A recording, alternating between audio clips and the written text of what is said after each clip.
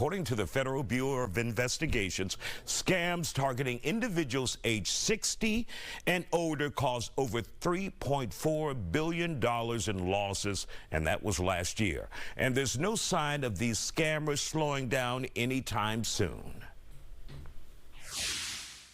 And joining us from the Harris County Sheriff's Office, we have with us Deputy Kimberly Thomas, who is an investigator with the Elderly Abuse Unit. First of all, Kimberly, it had to be heartbreaking, like it was for me, to watch that video of a scam artist try to take advantage of a senior citizen like that. And she was giving $40,000. She had already put $20,000 in the machine, and if the woman hadn't intervened and the police officer, good Samaritans, if they hadn't intervened, she would have been out of that money and it would have been gone. Your thoughts, first of all, on just seeing that story? Yeah, seeing that story is very heartbreaking.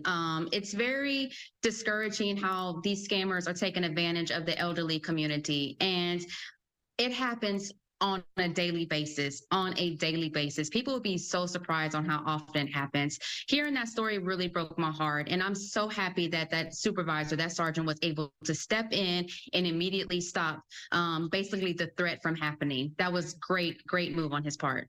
Absolutely. And the scam artist probably, according to them in India, wasn't going to stop, even though law enforcement was right there looking at him on FaceTime. He told her to FaceTime him during the process so he could see her putting the money. But the scammer didn't care that law enforcement was right there.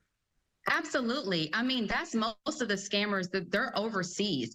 And it's so hard for us as law enforcement to track those scammers because they're in a different country. And those are the calls that are coming into play, are able to gain access and obtain this information from the elderly community and scam them out of their money.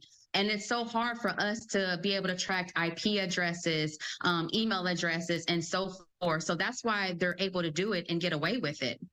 Now, for those who may have family members, particularly senior citizens in their family, who may be living alone, who may be getting these calls and they're unaware, what advice would you have for them?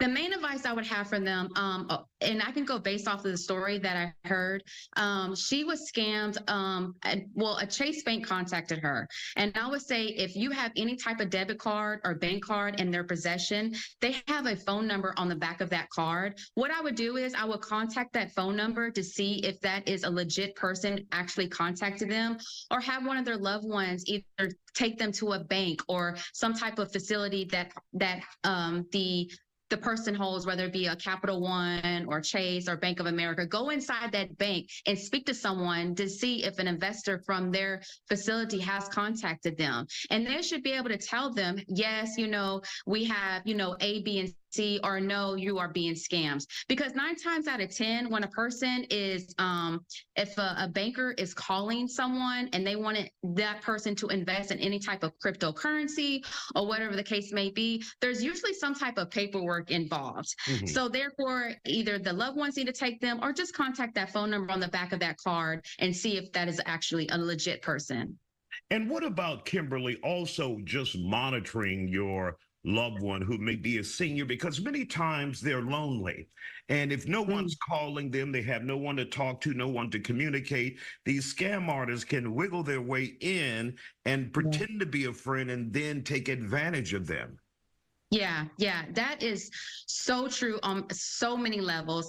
And I know our elderly community is very lonely, but I would just say, just be very mindful when they have those emails. They need to be very skeptical of unsolicited emails. Don't open email addresses that they don't really, know or recognize.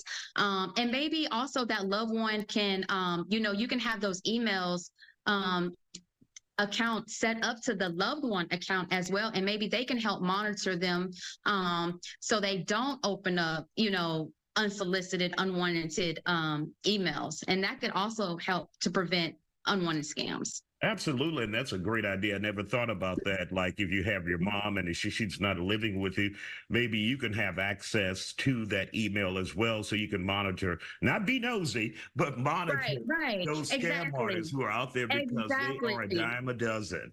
Yeah, and I mean, I hate to say that, but I have an older parent, and and just like children, because I worked in the child abuse unit for 7 years as well.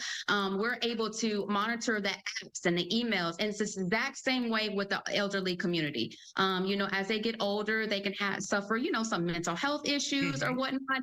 So if you have your device connected to your loved one, just monitor those apps, those emails, and so forth. And then, hey, I think they'll be okay if they go that route.